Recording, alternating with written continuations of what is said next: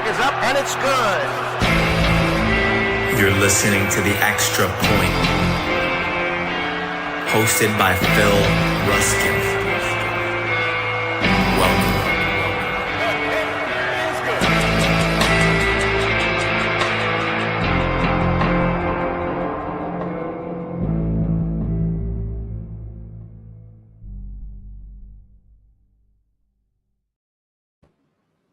Yo, yo, yo, welcome in. It is Tuesday night.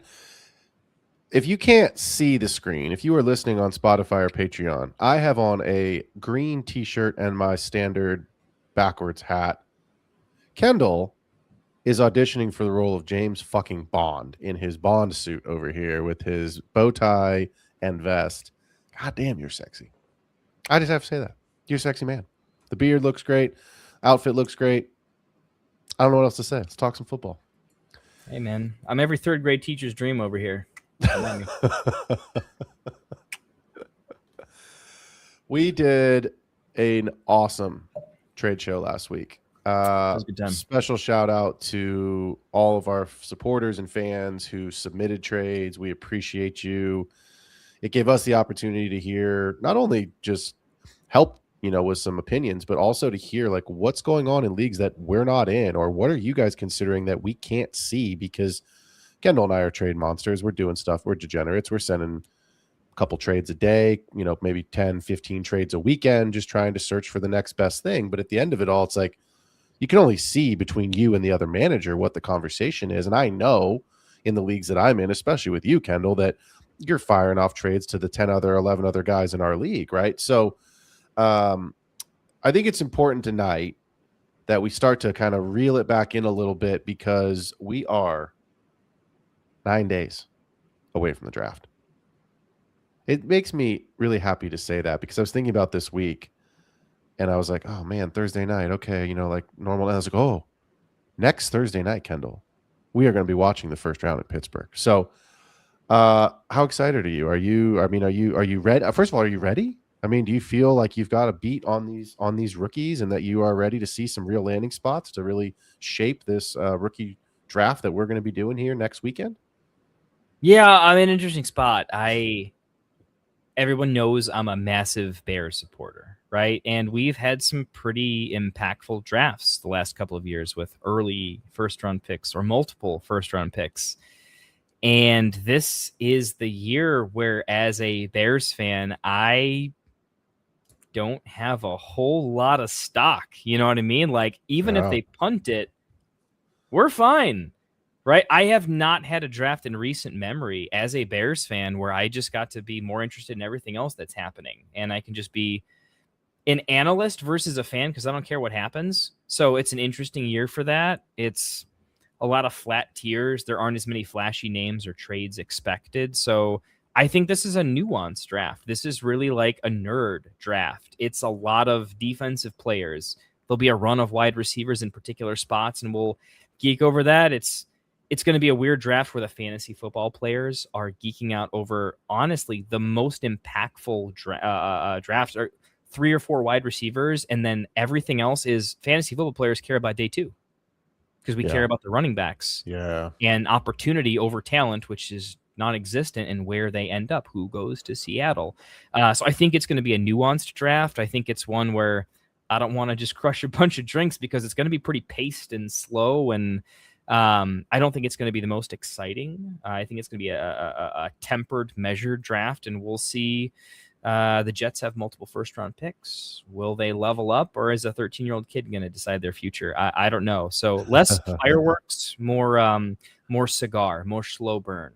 We'll see how it goes. Yeah, I don't know. I'm kind of 50-50 on it. I think if you'd asked me a week ago what I thought would happen, I think I would have said, all the noise is just around like hype pieces of who's going to be available at their draft position, right? Like it's been number 9 Chiefs, Kenyon Sadiq, insert wide receiver here. What if Jeremiah Love falls?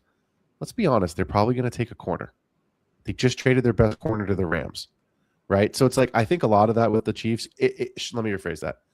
I think some of that could happen, but I think a lot of it's smoke. But then I start to think like it's almost too quiet. So I wonder if there's not like crazy hidden cards to the chest, boom, fireworks that are just not being talked about. So I could see it going either way. I was thinking about this question earlier today, actually. This is how I want to start the show tonight, because tonight we are going to talk about players who we're going to talk about a wide variety of players, but we're going to talk about some guys that the title of tonight's show is they're polarizing. What do you do with them if you have them? What do you do if you're in a specific scenario? Maybe you're a win now team, or maybe you have a running back. We're a couple running backs we're going to talk about that are in a contract year. I want to ask you this, Kendall, because this one is something that we talk about every year. Who are you most afraid of having their fantasy value go down because of a draft pick? Like, is there someone that you're thinking of that we maybe haven't talked a lot about so far that you could see their fantasy value taking a hit? Because it happens every single year. Yeah, the running back position is the only position that really worries me that's more impactful. Wide receivers, the wide receivers that I think could be impacted are like if a good wide receiver goes there, I'm not worried necessarily, right? It's more of it's a no need, it should happen. It's much more on the, the Chase Browns, the Devon Achans of the world. It's they're going to get competition, but at what degree, and how do they trade up for it? Does it just fall to them? What level of commitment is shown that direction? I think it's the running back position that stands the most to lose, personally. I'm going to give you a name that I talked about early in the offseason as an offseason winner that I now think is about to be an offseason drafted, not loser, but I thought because of the Max Crosby trade that Zay Flowers was a huge winner because they didn't have the 2 first-round picks for 2 years. So it's like, okay, you can't possibly spend a first rounder to replace Zay. They gave him in free agency and he could overcome that. Yeah, made no moves in free agency. They shipped all the tight ends out except for Mark Andrews, new coaching staff, Derrick Henry's still there. Now, I don't think, like you just made a great comment, right? You said, like, I don't expect somebody that's going to be drafted that isn't already being talked about, right? Like, the Ravens are going to take a receiver. I think that's guaranteed. But now that they have that first round pick back, that's what concerns me for Zay Flowers, because if you look at his trajectory, he's never been a super high volume guy. So he's had to kind of efficiency his way there. But he's coming off of his best ever finish, wide receiver 7. And I wonder if that's the best it gets. Like if they're on the clock at 14 and Jordan Tyson's there, or Omar Cooper, a lot of people like Omar Cooper. I just listened to a Matt Harmon Yahoo interview from, I think it would have been earlier this week, maybe last week. I can't remember. I got to it. I watched every bit of Matt Harmon this week. I'm a Matt Harmon guy, so I watched all of it. You can name me a show, I saw it. Yeah, okay. So he had that interview with Omar Cooper Jr. at the end of his show, right? And I thought that was a great interview. I like the kid. He's a good kid, right? So I always want to root for good kids versus the guys that you're like, you are a good player, but you may not be around long because you're going to get in trouble. Rasheed Rice. But I'm worried about Zay Flowers, not because I think that Zay Flowers is going to go away and they're going to draft over him, but because I see a world where Lamar's back and healthy and runs. I see a world where they spread the ball out some more, and Zay Flowers finishes as wide receiver 7 in 2025, and that might be the highest it ever gets. I'm not saying trade Zay Flowers. Like, he's obviously going to be good for your team, but I had very, very few worries about him. Now I'm starting to worry a little bit more of what happens if they do take a receiver at 14. So we'll see. I'll give you a 15-second feel better. Okay? Yeah. There we go. Yeah, good. Easy feel better on Zay Flowers. Okay. He never had a ceiling. So you're not worried about someone taking the ceiling. He always has a floor. And if that floor is a wide receiver 2 for an elite offense that gets better, you are very fine with him being relegated to the Juju Smith-Schuster wide receiver 2 if the offense gets better. Don't be worried about Zay Flowers. Competition for him, he's still a fantasy football wide receiver 2. It's not bad for him if it becomes his real life team's wide receiver 2. He'll probably still put up the same points per game, but the offense might actually get better. And that actually raises his consistency rating. So I'm not worried about Zay Flowers. Yeah, the 5% chance he had a ceiling outcome got taken away with a wide receiver, but I was never betting on it. And if you were, that's the wrong side to be on, right? Yeah, Them yeah. getting a wide receiver is insulating the offense, which helps him from a bottoming out outcome. Don't worry about ceiling with Zay Flowers. Worry about the consistency. That does make me feel better, actually. I only have him, and I'm looking at some rosters right now. I have him on like one roster. It's one of our main dynasty leagues together. He's my wide receiver 3 in that league, so that's a blessing, right? Just a huge blessing.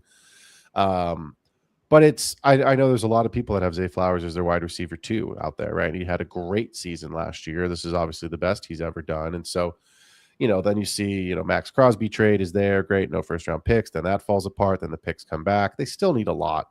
I mean, they need an offensive tackle, right? They need a center. I mean, Tyler Linderbaum doesn't play there anymore. That's a huge loss. So I don't They need a think tight it's end there now too. They need a tight end because Mark Andrews is old, and it's possible Stowers. He What I mean? doesn't So like, block. he doesn't block, right? So there's definitely ways that the Ravens don't go wide receiver at 14, and then Flowers is right back to where I had him at the beginning of free agency with what we thought was the Crosby trade. But he's just one of those names to watch, and I think Chase Brown seems like every year is a name to watch. Will he? Won't he? But we're not going to jump in on Chase Brown because we are going to talk about him later. Let's talk about some polarizing quarterbacks. I've got a mix of veterans here, and then I've got some rookies. I'm just going to save the rookies till the end because it's a dynasty show. Look, Matt Stafford, Jacoby Brissett, Kirk Cousins. They're older. They're clearly veterans. Stafford is certainly the best of the 3, but I think if you're a win now dynasty team, and you and I have kind of been having this conversation over chat the last couple of, I'd say like 2 weeks, really. I know where I'm at with Matt Stafford.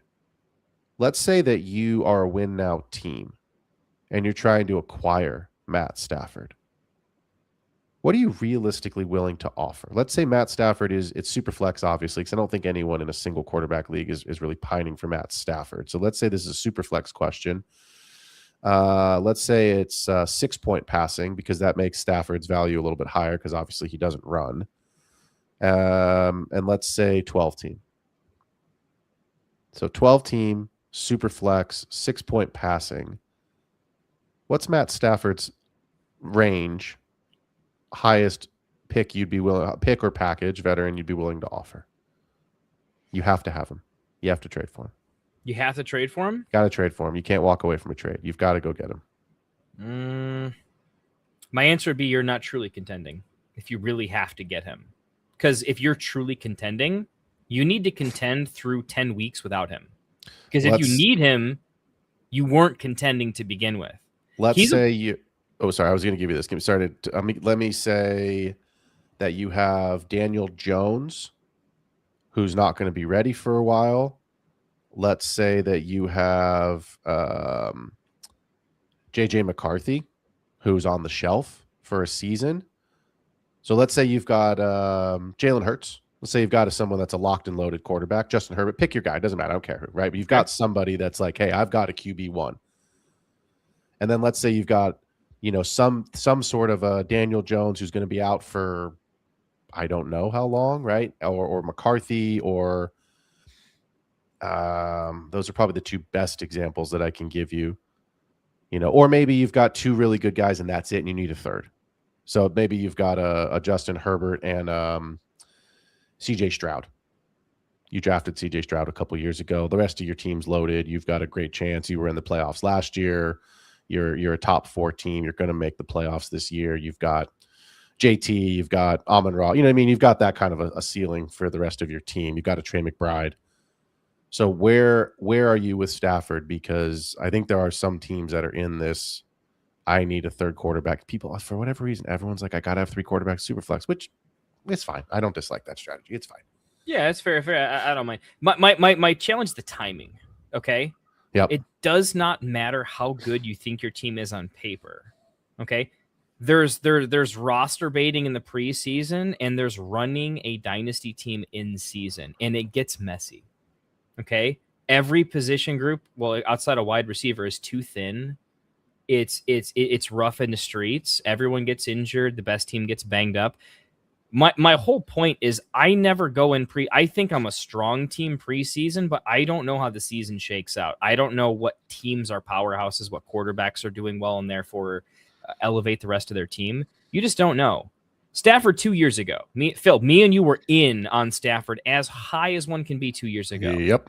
Right? What was the narrative of that season? All right. There was back issues. There were inconsistencies. He wasn't the dude, right? Yep. Now he was this past season, but we play fantasy in multiple year windows. Okay. It's fun because what happened last year doesn't always happen this year. It can be likely. We can be right about the percentile chance, but we just don't know. I don't trade for win now players before snap one because I don't know if my team, let's say my team is JT, Chase Brown, and Montgomery. Okay. If JT goes down and Monty is in an actual timeshare and is outside the top 24, which is an unfortunate but realistic possibility, your win now team just lost 25 point something points per game for the first half of like JT's season, right? You went from contender to competitive struggle.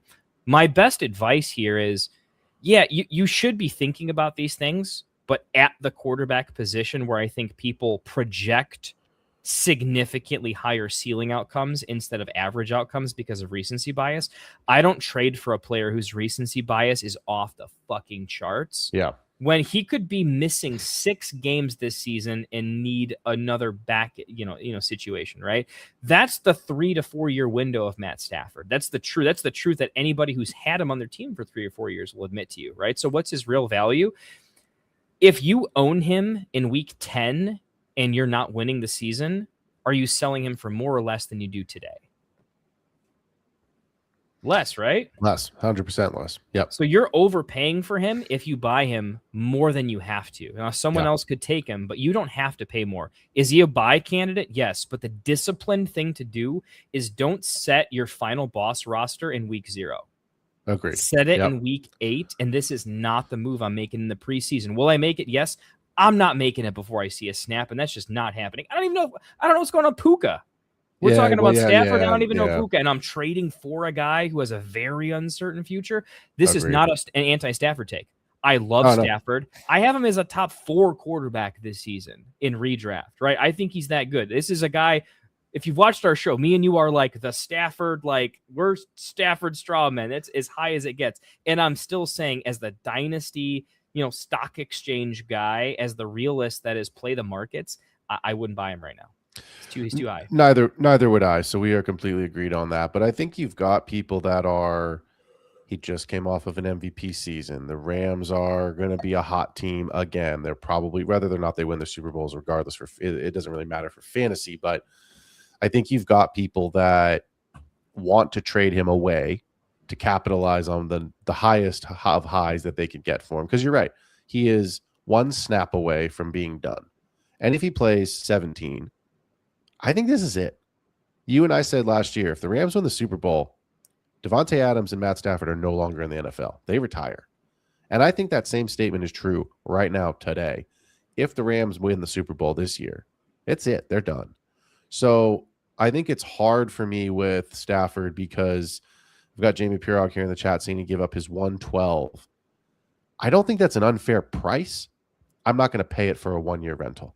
I just buy Tyler Shook for the 110 and have a rushing quarterback this year that could do the same points per game. He was the top 5 quarterback in the last 4 games of last season while Stafford was going on insane, but I still have a 25-year-old, right? I just think relative price means look at all the targets, and is that my only target? I don't know that I would. I'm not saying that's not fair. Like, I get where Jamie's coming from. It's just I would go in another direction. And also, I think it's worth mentioning just real quick, there's a couple leagues you're in with me where I know I have the best team. And I think everyone, ask anyone in the league, they would agree. I would take the field over my juggernaut 10 times out of 10. Even if you have the best team in the league, the field has an edge over you because of variance, right? This is Texas Hold'em, not PLO, right? Or the opposite. This is PLO, not Texas Hold'em, right? 60-40 any given day. There isn't deuces over sevens or you know what I mean, right? So because of that, I'm careful early on at throwing that draft capital around when you just don't realistically know what you're getting into. I mean, I would give you another name, older than name, if you're not able to get to Shuck. Go buy Dak. Just go buy Dak. He's never going to not be a top 10 underrated guy. You know what I mean? Like, it's the same argument that we make for Stafford when Puka goes in the first and Cooper Kupp used to go in the third, and then Puka goes in the first and Devontae goes in the fifth, and then Stafford goes in the 12th. And you're like, hold on.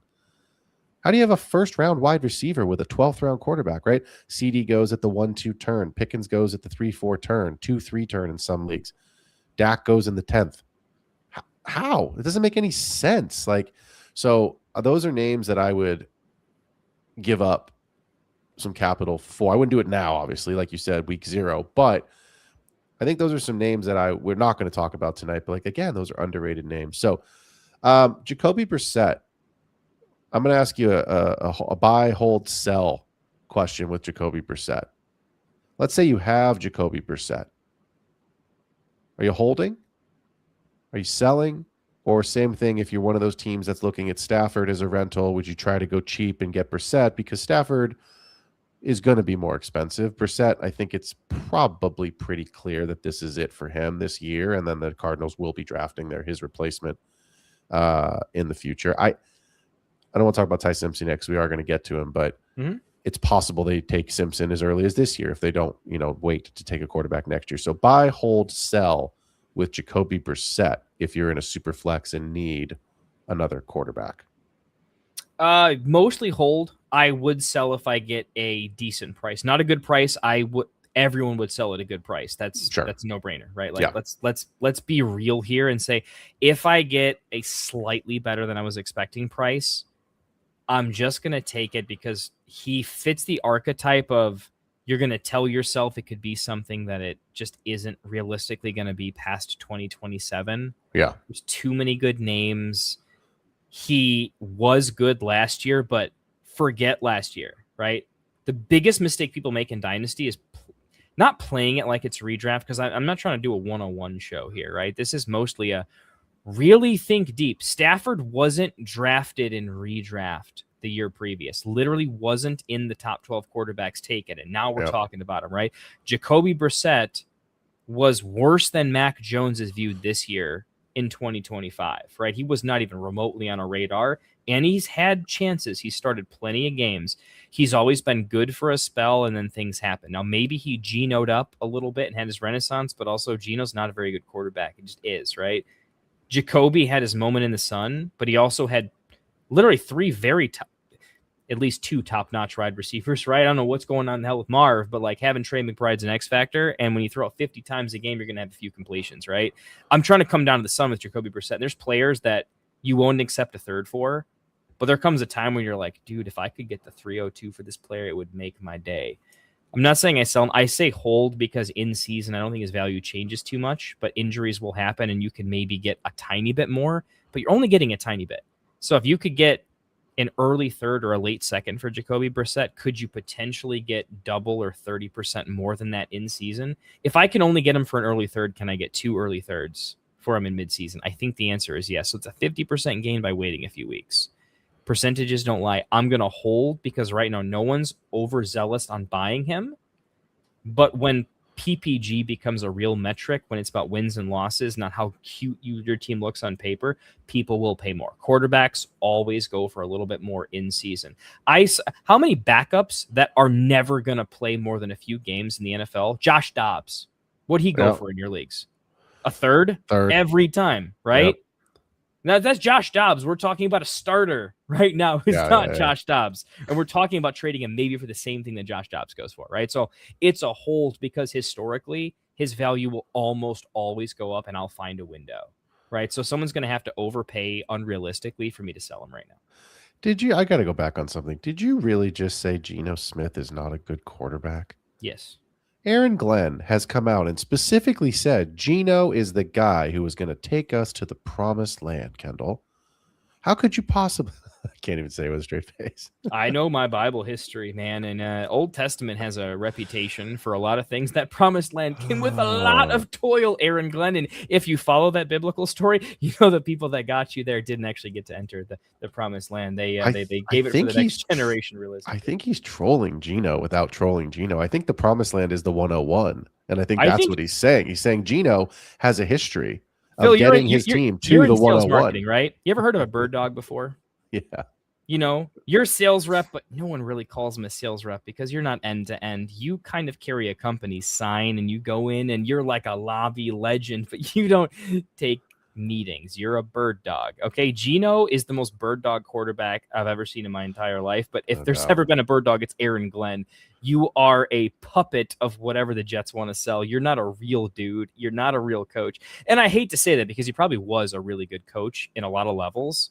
But he's not a coach anymore. He's a political chess piece in a very, very large organization. You're not a real dude anymore. So why give him press conferences? Well, because you have to give somebody a chance to say something. Although some people say too much, and maybe some people shouldn't say anything at all. If you've been paying attention to the news lately, I hope Robert Saleh press conference. Just he should say some real honest stuff and just walk off the camera, man. I hope Saleh does well. But this is his last shot if he doesn't, and he's a damn good coordinator. And so it's like Aaron Glenn was a really great coordinator. And my question is, when he gets fired this year, halfway through the year, which is a guarantee that will happen, does he get another job? Or does he just go back to being a pretty damn good coordinator? So we'll find out. Kirko Chains, Kendall. Kirko Chains. Last quarterback I want to talk about. I'm going to preface this with, I just sold Mr. Chains. You did nice on that trade. You're going to have to give me a minute because I wanted to give this as a comp and I lost my spot. We have it in media assets. Oh, we do. Okay, give me 1 second. I will pull it up. I thought it was in here somewhere. Nope. Anyway, he's in there somewhere, but I sold Kirk Cousins for, here it is right here. Fantastic. I sold Kirk Cousins, Chris Godwin, and Rashad White for Jalen Naylor and Wan'Dale Robinson. So there's a real comp for you. I capitalized on the news.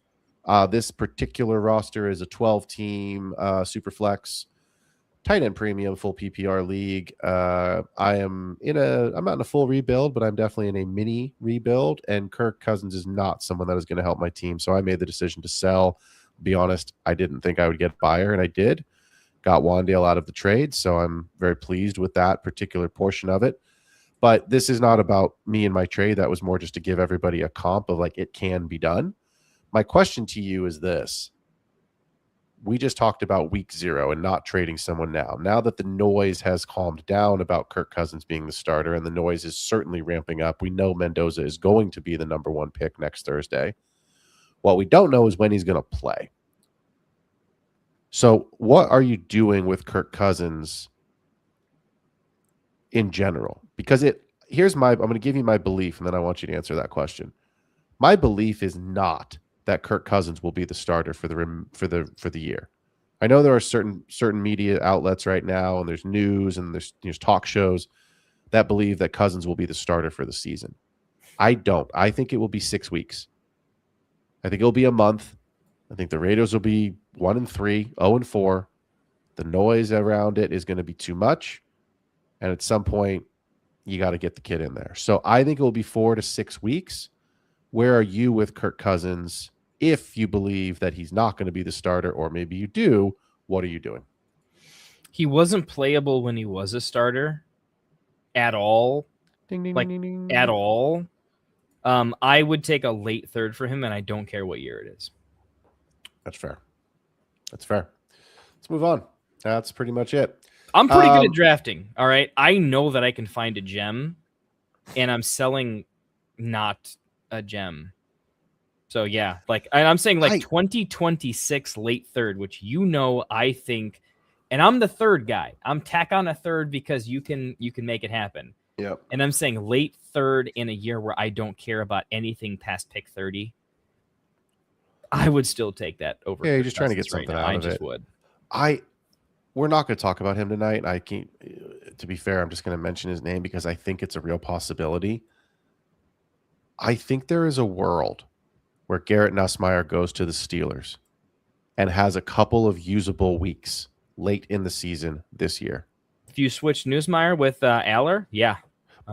Okay, either one. Aller's a good example. My favorite, right? I like Aller quite a bit, but Pennsylvania kid.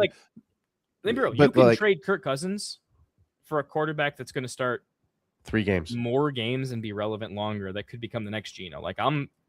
I'm into Like that narrative. you might need a Nussmeier, a Drew Aller, a Carson Beck in week 13 when you're trying to make a playoff push because someone's got a late season bye and you don't, and someone's on your bench or someone's injured or whatever, because that's going to happen. You might have. I won a championship. You know this story, Kendall. You've heard this story multiple times, but I won a championship a couple years ago with Jarrett fucking Stidham because they benched Russell Wilson in week 15. In week 17. Week 17. And my brain went, uh-oh, I'm in a super flex league and I'm in the final and I have to win. And Jarrett Stidham, I think, got me like 12 points, and that's all I needed. That's all I needed. I think he got me like 11.8 points if my memory's right. So let's talk about some running backs because I'm going to give you both ends of the spectrum.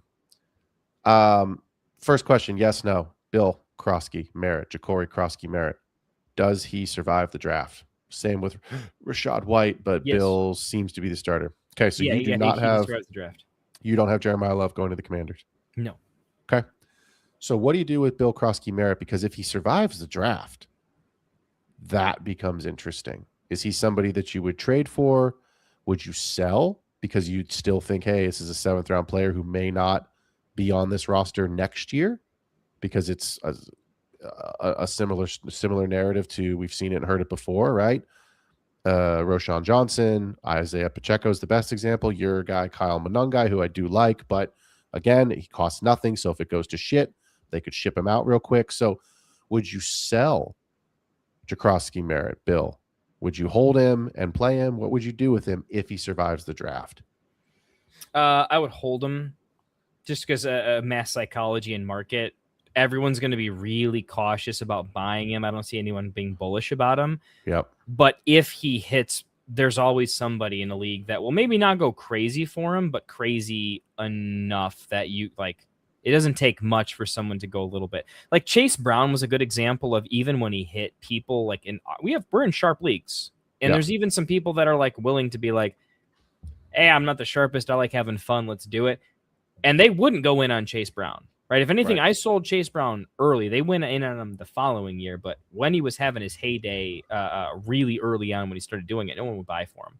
I see Bill as a similar level of like, people are going to be a little cautious, but no one's giving you good enough value right now to sell him. So the opportunity that like I got a roll, and like the team could be better than we expect. Like it had a down year last year, but we've seen that team be good. It has offensive firepower. So I see upside in worlds where he's good. I see upside in worlds where he's toast. Even when he's toast, you can still sell him for something. But right now you're not getting enough for him in the market. I'm generally a buyer on him because I don't love this draft class. And I feel like one of the hardest things at running back is to just find opportunity. Everyone drafts landing spot, but they don't always survive training camp. They don't always survive into I could have a role, right? It feels like that in the draft, but it doesn't always happen in reality. He clearly has the role. At worst, he's a backup, which is a serious role in the NFL. It's one injury away and one good game away, right? Remember when Chuba Hubbard was the starter and just straight up lost his job? Yes. To a backup on the field on merit? That still happens. With a contract. Yeah, dude. Like they paid him. So I'm not saying it's likely, but it happens, right? So the point I'm making is he has a real role going into this season where you don't have to question that he has a meaningful role in the team. That in and of itself has value. I will buy that. For a relatively even price. The most aggressive I could go on, I'm not saying I would do this because I probably wouldn't, but the most I would go if I were in the mood was probably a very late second, and I'm talking 210 plus. That's the most bullish I could be on him. I would prefer an early third, but 210, 303, I think it's kind of the same pick if I'm being real with you, right? So like the 210 looks like a second where the 303 is the same tier, but it feels like a third. So that's where, if you're a buyer, that's where I could pull the trigger on opportunity and probably still sell for 85% on a bad day. That seems like a fine investment. I take a tiny bit different stance. I am holding for right now, praying he survives the draft. I'm going to do two things. I like Jamie's comment here in the chat. I see Rashad White going 20 picks ahead of JCM and underdog. That's fair. It's early. I like that. But that's fair. And I follow that. The ADP is sharp. That is the ADP is sharp that's because really these are the sharp drafters. I did my first 2 best ball drafts the other day just because I wanted to just see the board. And I just did the two like $3 ones just because I was like, I'm obviously not going to invest like the real capital that you and I are both going to put into best ball later. Like the NFL draft hasn't happened. So this was more of like a market check ADP for my own like brain to start getting my brain wrapped around best ball. Yeah. Good exercise to do, by the way. Yeah, really good exercise to do, and it cost me $6. So it's like, screw it. If I lose these leagues, I don't care. You know what I mean? It was more just like, I just need to see the board and check it out and see what's happening. So here's my point to come back to Bill. I'm going to do the classic wait till he booms in the early part of the season and sell. Yep. Because I don't think that he is the guy going forward, whether it's this team or another team. I agree with you 100%. He's going to be a role player. I see him maintaining. Not everybody chase Browns, and he won't chase Brown in correct 2027. The class is I mean, look nice, at even Isaiah Pacheco had every chance in the world to become the guy. I understand that the injury derailed him, but even before the injury, he wasn't lighting the world on fire. Right. And then Mahomes goes out and Pacheco's back last year and he loses his spot to a 300-year-old Kareem Hunt. You know what I mean? So it's like, this is the archetype of a 7th round pick. So Kyle Monangai, great last year. Like, what if Swift just stays healthy? Swift's still the guy. That's your group, right? So it's like, I see a world where Bill survives the draft. I see a world where he makes it through training camp, and it is a split backfield with him and Rashad White. They've got to keep Jaden healthy. If they're not going to run Jaden as much because they're worried about his health, then they're not going to run one single running back into the ground. They're going to keep it a committee to keep guys on the field to make sure Jaden stays healthy. So I would sell Bill Krosky-Merritt early in the season. If you can get a second, I would spring on that immediately because next year's class is loaded, man. Yeah. Loaded. I think that's where you're trying to get is into a 2026, second. If you can get 2/3, that's fine. Let me give you one other thought that I've been having actually as well. I would take a shot on flipping Bill for Kenneth Gainwell. Yep, I like that. In some type of a package, because I think that role is probably more like for like than what people are thinking about. I think people are down on Bucky right now because the addition of Kenneth Gainwell, hurts Bucky's dynasty value. I don't necessarily agree with that Bucky's finished. I do think he's going to be knocked down a little bit. He's 23. That's what I mean. So it's like, I mean, I have Bucky on a roster and I'm not selling him, and it's a team that I'm rebuilding because the value is not there. But here's what I'm saying is that I think people will view Bill as a starter, and they will view Gainwell as a high-end handcuff, 1B to the 1A, but still the second guy, because Bucky's still going to be the starter. So I don't think it's kind of to your point of like, is the 210 really a third? Yeah, it kind of is. I would take kind of the quote-unquote backup role of Kenneth Gainwell, knowing that there is a world where he outproduces Bill as the starter. Because what if Rashad White becomes the guy? That's a possibility. It is. Like he was the running back 5. That's what I mean. They put Bill Krosky-Merritt into this. He's going to be the guy. He's going to be the guy, and he was for 2 weeks. He had a great week too, and then he sort of fell away after that. So let's talk about the other end of the spectrum. The king. Is this it? Is he truly ageless, Kendall? Can he keep this going for another 1 to 2 years? Are you buying, selling, holding Derrick Henry? I only ask the buy piece of it because I think about for one season, Derrick Henry could still get double-digit touchdowns and almost probably 1,000 yards. I think his Vegas projection is like 11.5 or something like that. So yeah. So what are you doing with Derrick Henry if he is? What are you doing? Buy, sell, hold. The big. I hate to cop up, but the question is, Derrick Henry is, to your point, a polarizing player. It depends on when he entered your roster, how long you've had him. Like, yep. If you've ever owned T. Higgins, you know what I'm talking about. Sometimes your value on a player changes based on if you own him in a lot of places or don't. Right? That's Derrick Henry. I've been he's not on any of my rosters. He won't be on any of my rosters. I'm just not going to take that bet. And then oops, he performs, right? It's not that I didn't think he would. It's just the price that I was being asked for. Like, I could just do better, right, with other assets, so I wouldn't go down that road. He's starting to hit this sort of he was just a massively impactful running back, and he is uninteresting, and uninteresting in a sport dominated by entertainment and headlines is a buy low window, just based on mass psychology. So I think he's a buy because people just are uninterested, where I think you can get him for a second in a year that I don't really care about the late seconds. But if an owner's like, yeah, well, I could maybe be like a somewhat of a contender this year, I don't know, we'll see what happens, or I'll sell him more for a contender. And I think most people are holding out for a little bit more on Derrick Henry. I can't be a buyer because I'm never going to sprinkle a little extra in week 0 on a running back. In the same way that, like, if I were a GM, like, no offense, but I'm not adding Jeremiah Love to my team. Why? Because I don't know if I'm any good this year or next year or next year or next year. And I want fluidity. I want options. And that doesn't give me any options at all. It's a value overlay mistake. So as a fantasy football manager of a team, right, as someone who has to also own that team the following year, I'll take him for a good price. I think some owners are willing to give you that price, and maybe you just need to negotiate.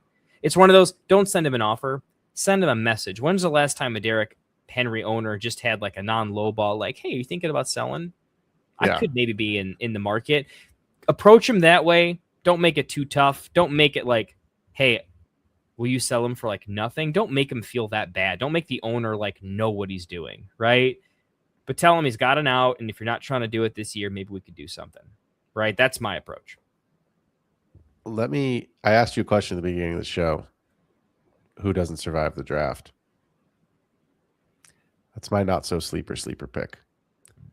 Well, he already survived the draft. They got rid of his biggest competition, man. You know I'm a Keaton Mitchell guy, right? Now, does Omarion Hampton survive Keaton Mitchell? That I can't answer for you. He'll I'm survive such Keaton a big Mitchell. Keaton Mitchell guy. But that's my point, right? Is it's like, does he survive an Emmett Johnson? I don't know, man. Well, that's what they're going to bring. I wouldn't be. I have. They're going to bring on somebody. They just got rid of Keaton Mitchell. They're bringing on everybody. And Justice Hill is old too. So it's like, I don't see a world where, first of all, I don't see a world where people want to do business with the Ravens right now for obvious reasons. Yeah.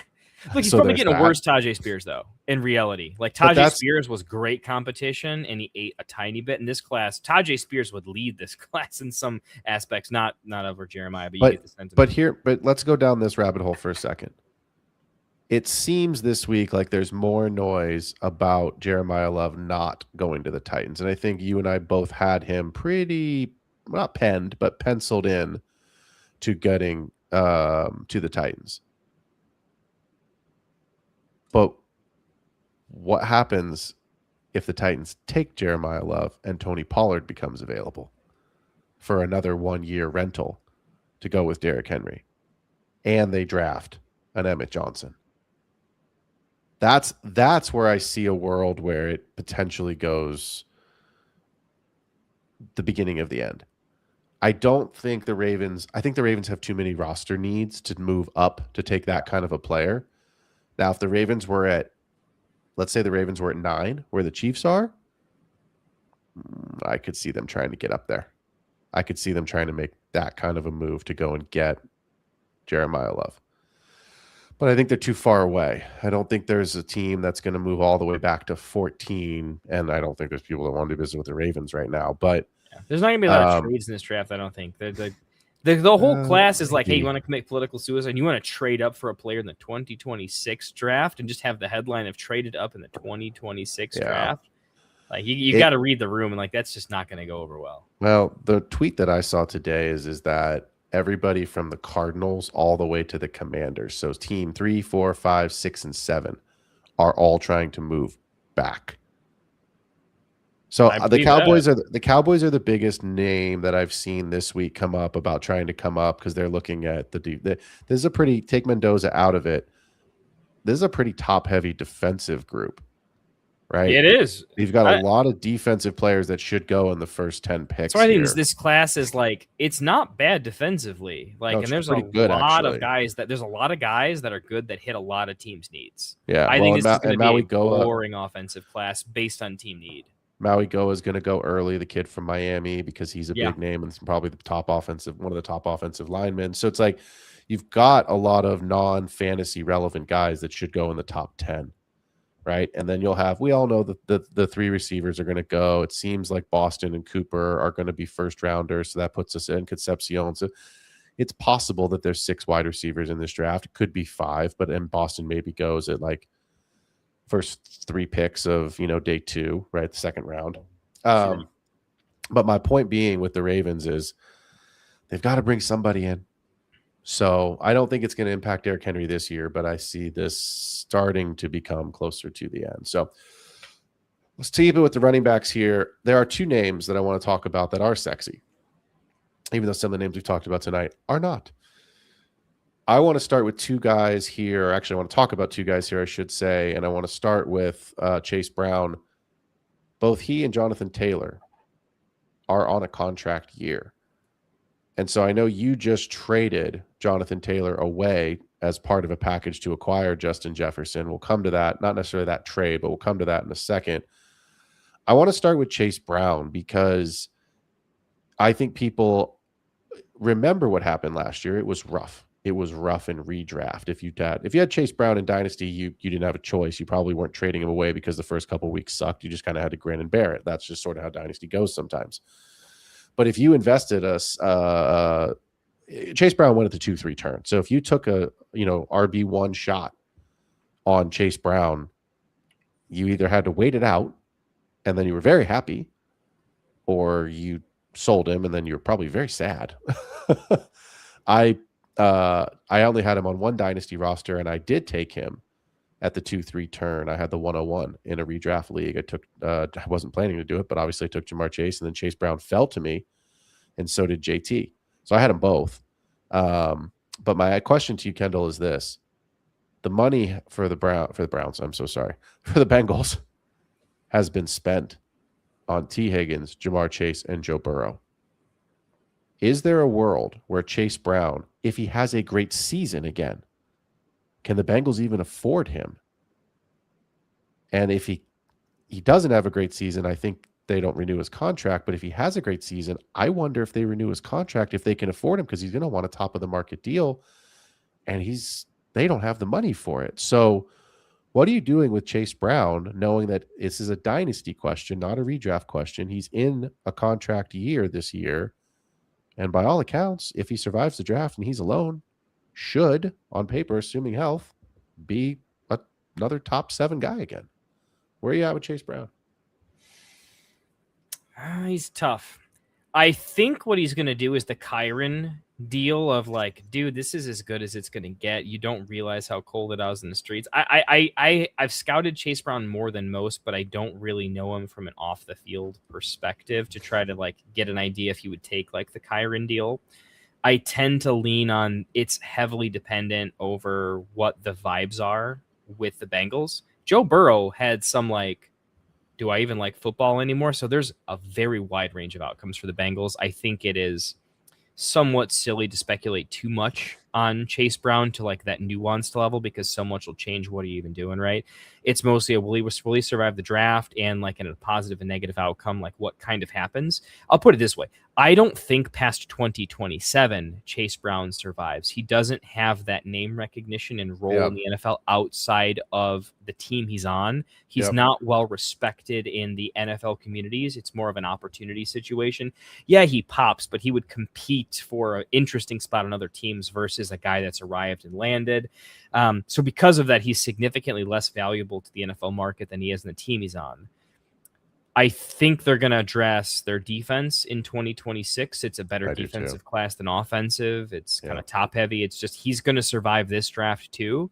But I kind of look at him like James Cook light, in that good offense, good situation. He's not untalented, but he's fragile, and it won't take much to get it spiraling, not all the way down, but to a level of significantly less interesting. So for fantasy perspectives, it is tumbling all the way down.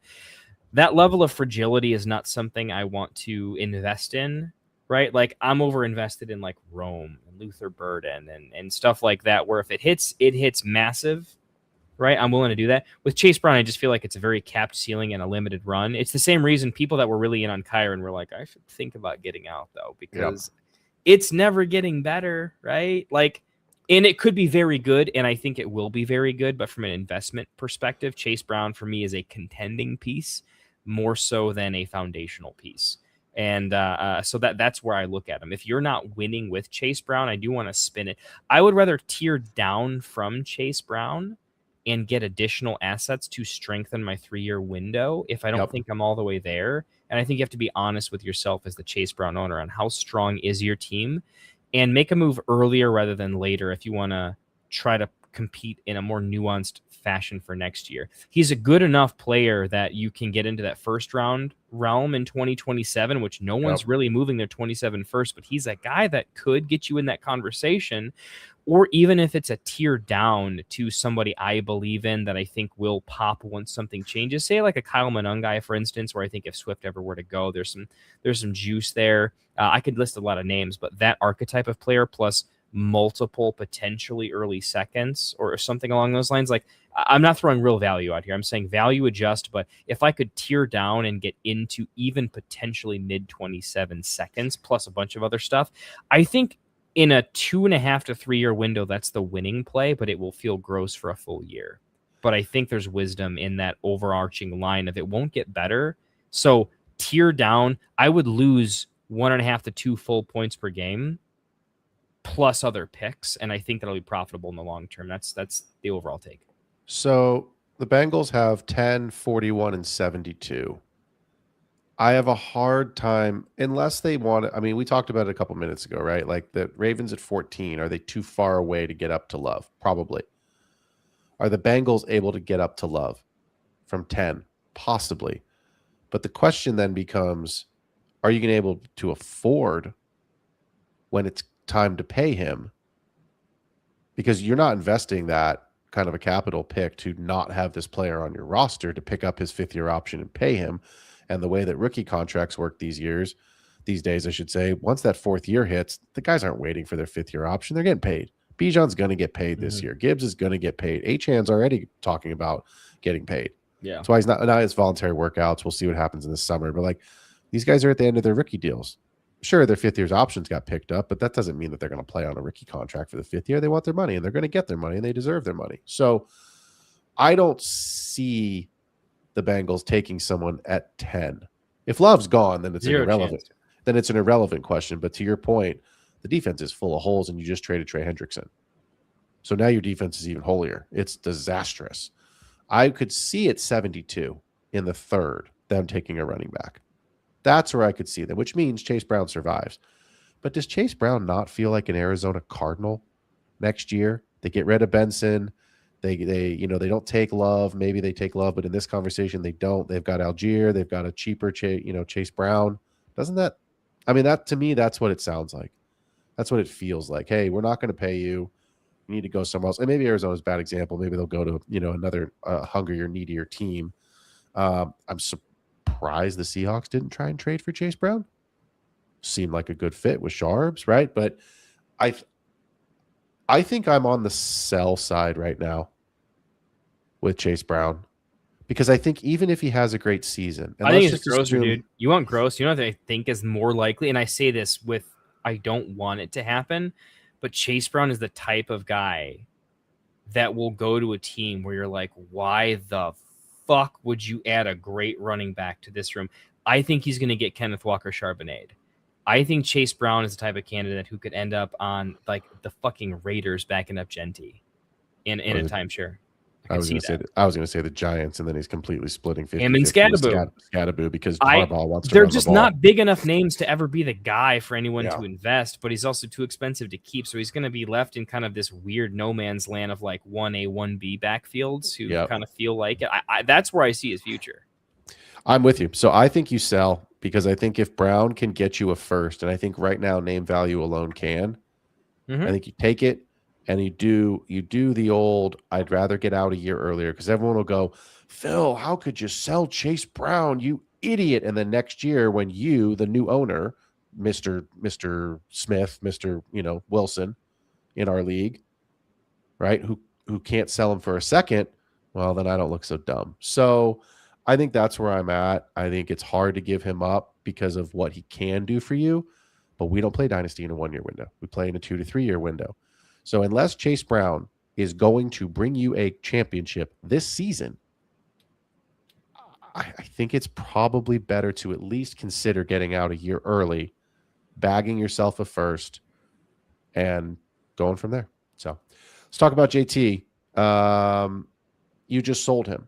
I know that was when you and I were talking about, how this Jefferson trade come together. That was one of your comments to me was, he's in a contract year. I have some questions. Sorry, that's the neighbor's trade.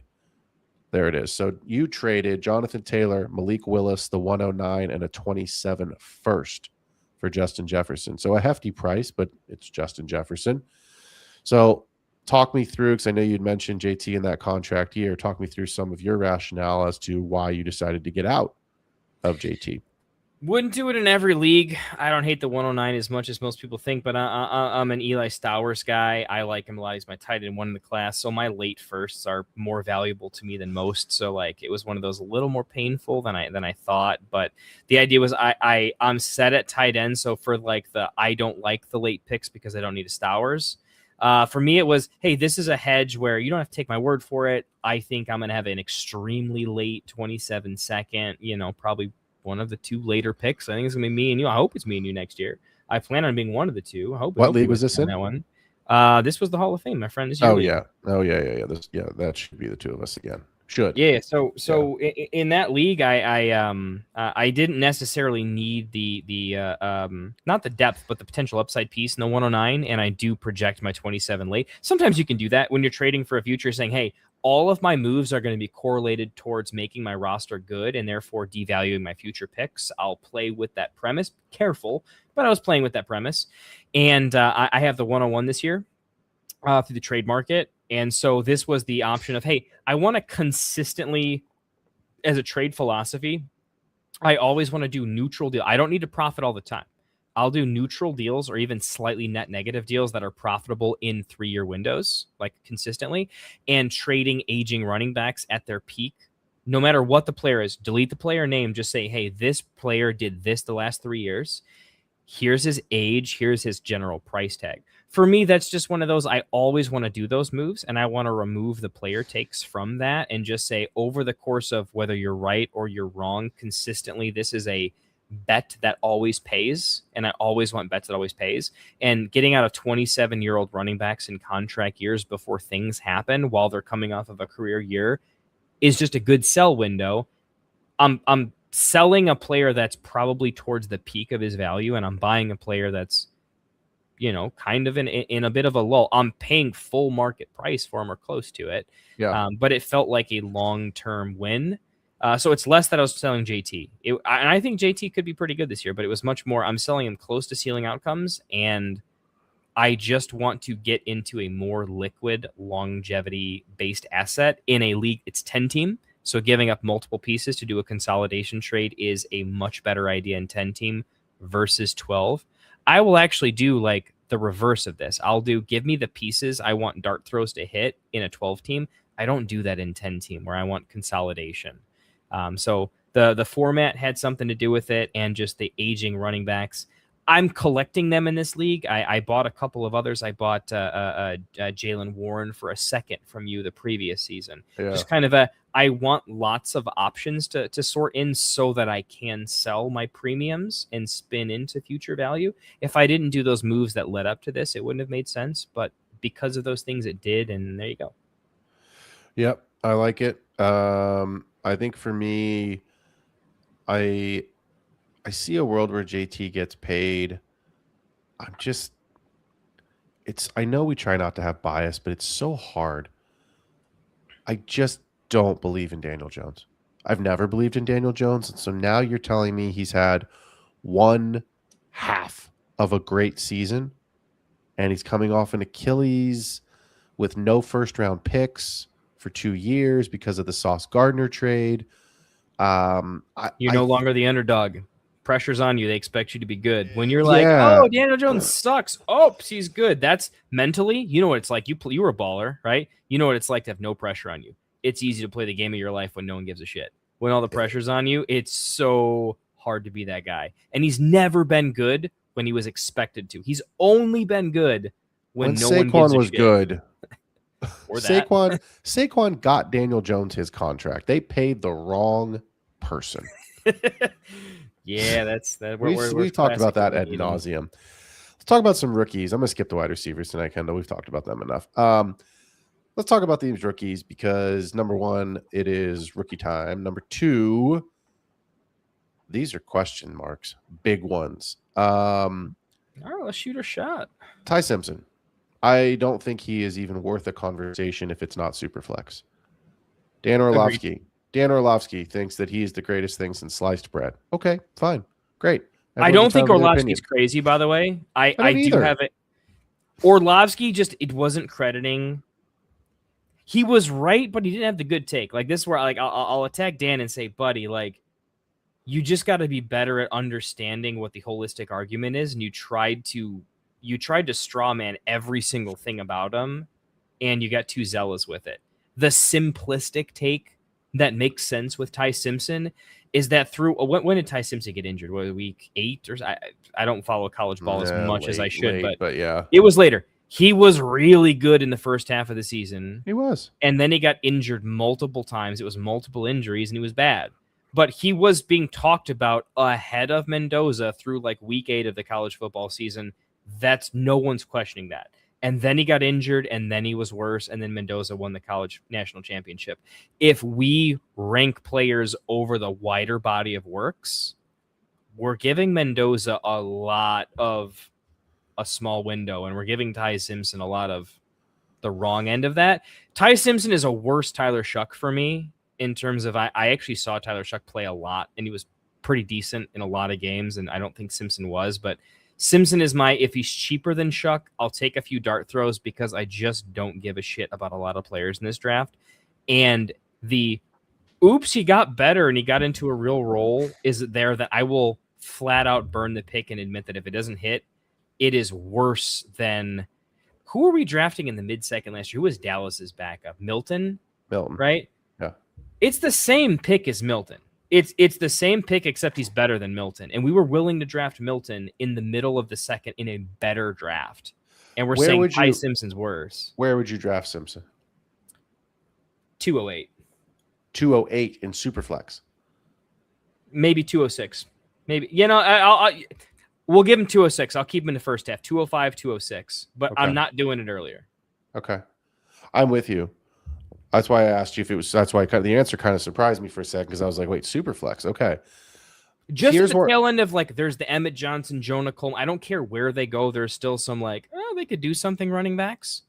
And there's landing spot wide receivers into the 2-3 that I'm like, the upside is way better on Simpson, but this guy will at least play on my roster a little bit. And that gets me through the 2-4, 2-5. So here's where I'm at. And this, we've talked about this many times. And if you're listening to the show, you've heard this. If you're new to the show, you're about to hear it. Everybody has their price. There is never a player, no matter, unless you are just like me with Deshaun Watson, that I just morally, he will not be on my roster. Aside from the fact that he sucks at football, I just don't want him on my roster because I don't want to have to root for a guy that I think is a piece of shit human. Amen. So there's that. But Ty Simpson is not someone I'm ever going to be completely out on. Where I'm going to be out on him is because of the price. And this is the more important piece of why I'm probably going to be out on Ty Simpson. I do believe that the Jets or Cardinals are going to take him. I think they will take him in the early second round. I don't think that the Jets or Cardinals trade back into the first round to get him. Here's why I don't think they trade him. Because both of these rosters suggest that they will be picking in the top 5 of the draft next year. Yep. And if you are picking in the top 5 of the draft next year, Ty Simpson is no better than a backup quarterback. So I'm not taking my first round Superflex draft pick just to go get a backup quarterback from my roster. Give me Eli Stowers if he survives past the 110 to the 112 range. I will take that shot 10 times out of 10. If Jadarian Price goes to the Seahawks, which seems to be the pick right now, let's just say that's what happens. He's going to be drafted at the 107. You're going to be on the clock, and you're going to say, I know you're not a Sadiq guy, so I'm just saying you, Mr. Manager, Mrs. Manager, do I want to take Sadiq here because the receivers are gone, and so is Mendoza, and so is Love? Or do I want to take Jadarian Price and hope that he can show enough before Sharps comes back? And I do think it's a 3/4 of a season loss for Sharps because of how late the injury was, because of the surgery. So I think if the Seahawks take a running back at 32, that guy's probably got 12 weeks. Let's give him 10. Let's give him 10 safely. But he's probably got 12 weeks to show his stuff. And then but even if he does, it's probably a 50-50 split with Sharps. It's exactly what they want to do anyway. So they've showed you their hand. They did it with Walker. And Emmanuel Wilson's not nothing. He was decent. Right. So here's my point. My point is that I would still rather take the shot on that. Yeah. Because that guy's at least going to be in a 50-50 timeshare and has value. So I'm struggling with Ty Simpson because this whole itchy, scratchy, I've got to have a quarterback in Superflex. No, you don't. I mean, sure, you should have a quarterback in your Superflex spot, but you don't have to have a quarterback there. That's why it's Superflex and not start 2. I'm just struggling with Ty Simpson because I do think the landing spot is going to be Arizona or the Jets, and I don't see a world where they're not drafting his replacement next year, and I don't want a player like that on my team. I'd rather wait a half a round or a full round, like we talked about maybe 15 minutes ago. Give me Carson Beck. Give me Garrett Nussmeier, who I already know is a backup. But I'm spending a 3rd-round pick on him in Superflex, not a fucking They might be on a better team. So if the starter gets injured, they're actually in a better spot. I mean, if one of those guys goes to Pittsburgh, and it seems like one of those guys could, Drew Aller could go to, I mean, all of those guys could go to Pittsburgh. Like, Aaron Rodgers is not going to be there next year, most likely. So weird. I was like fully not drafting him at all until I came to my senses a little bit. But I feel like the fantasy football community was like, yeah, he sucks, that they shouldn't take him. But like, they seem kind of bullish on like, but something could happen. And I'm in this weird spot of like, to some half of the community, I'm like, dude, you shouldn't just take like, I'm not taking Max, Claire, or Trig over a quarterback that I think is going to start 2 or more games in 2026. Correct. I'm just not doing that, right? But I'm also not taking him at the 201 or the 112. I can't do it. I'm not. I know Jamie's in the chat was talking about taking him at the 112. Like I don't want to hate that take too much because there are plenty of worlds where it's right. I like other players that I think are more consistent there. So I'm in this weird middle of the road. I think people that need to take him are taking him too early. But I'm not going to bury him. I just want him after players that I think I did the homework on. And I think there's a real solid role and floor that's better. But as soon as we lose a floor ceiling comp to where I'm just out, then he's my next pick on the board. And maybe that means I don't have a lot of them. He's got insulation, as I guess the take you could take for taking him early. Because we talked about trading Kirk Cousins for a 3rd or more. And this guy's based on where he's in his career, should be more valuable. So it's tough to say. I don't disagree with taking a shot on a Superflex league on a quarterback at the 112. In theory, that's great.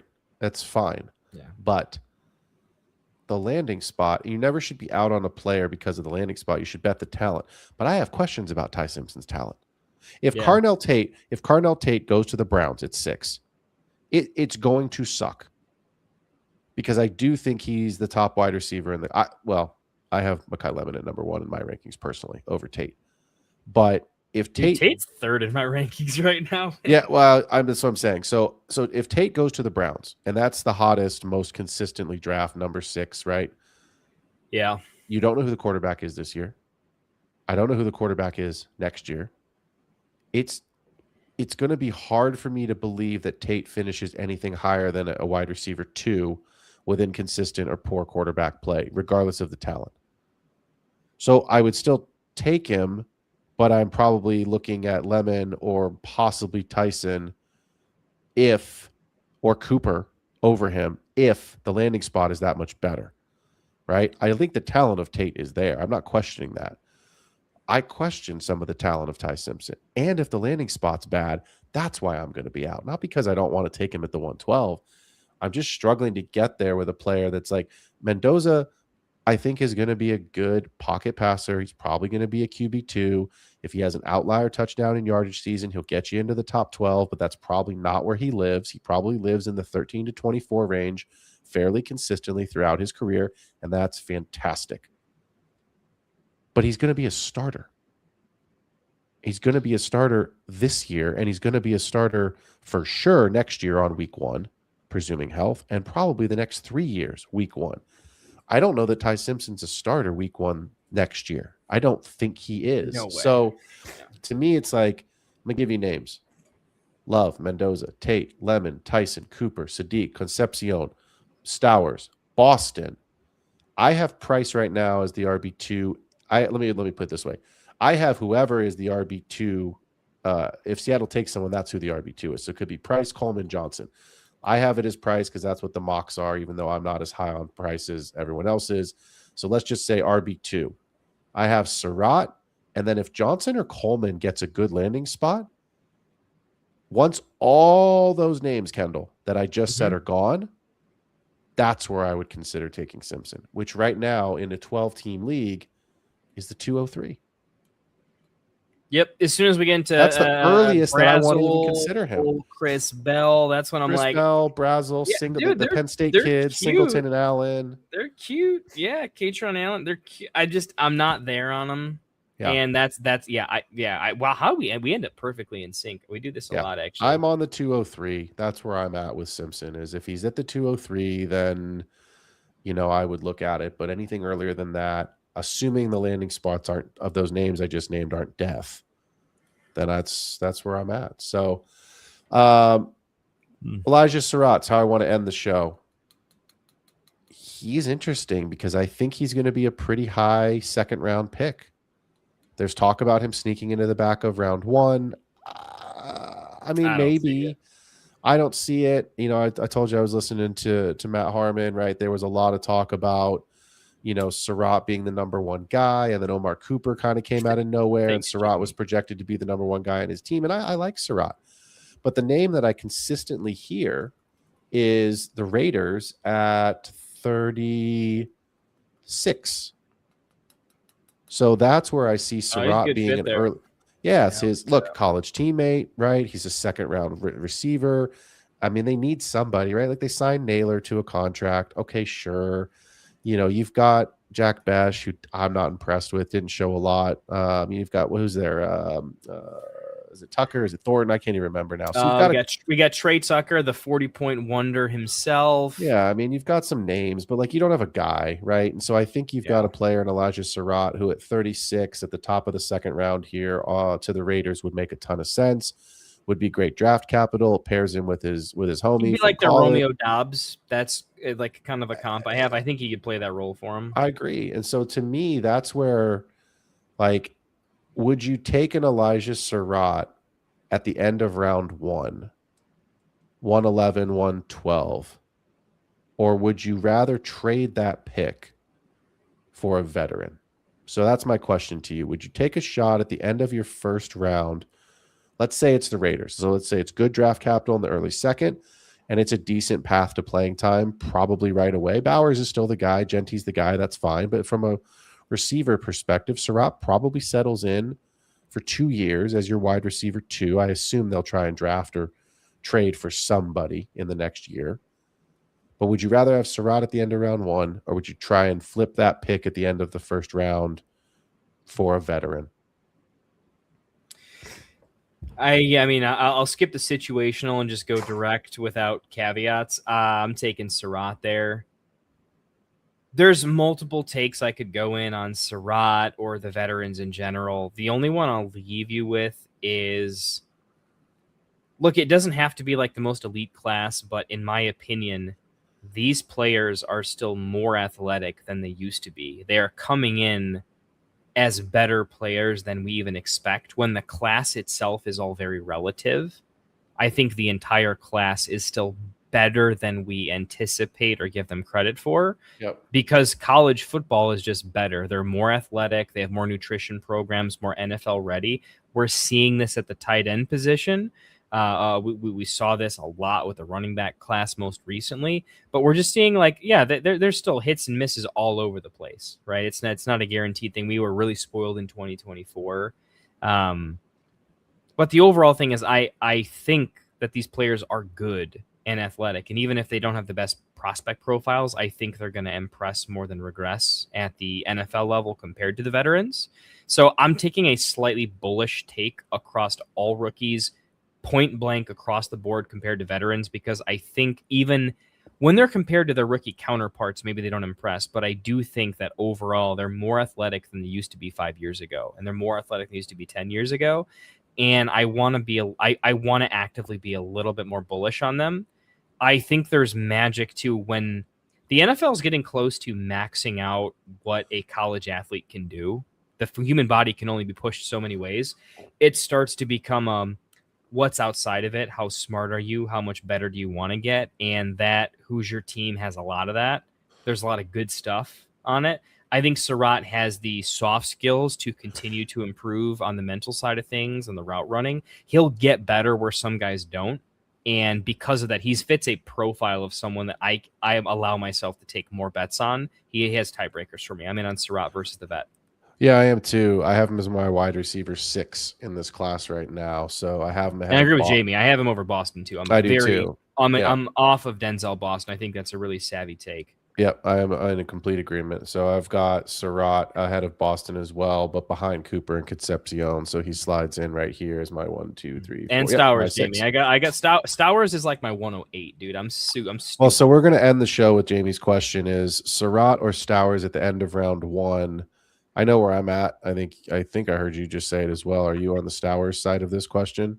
I am taking Stowers. Like, there's KC, there's probably Cooper. Right? I'm not even going to mention Sadiq's not even my first round. I won't take him. Right? There's the running back to Seattle, and then Stowers is right after the Cooper running back to Seattle tier. He's immediately after that for me, no question. I think he's amazing. I think he's better than Gadsden. So that's interesting because I will be transparent. I might consider Stowers ahead of the running back to Seattle. I'm close. If it's a really good landing tight end spot, premium, this becomes tight end much premium, easier. Yeah, that's sort of the perennial tiebreaker. I don't think you can do it in non-tight end premium just from a you got to play fantasy a certain way. But here's what I just said though a couple minutes ago. Like, Charbonnet's gonna be the 1A, 1B. It doesn't matter which of the 2 that he is. Nobody's going to Seattle and getting the work. It's not going to happen. So unless Stowers goes to, I don't know. I mean, unless he goes to the Raiders or the Cardinals, where you clearly have a tight end that is the guy, which of course isn't going to happen. But that's just kind of the example I'm trying to paint here.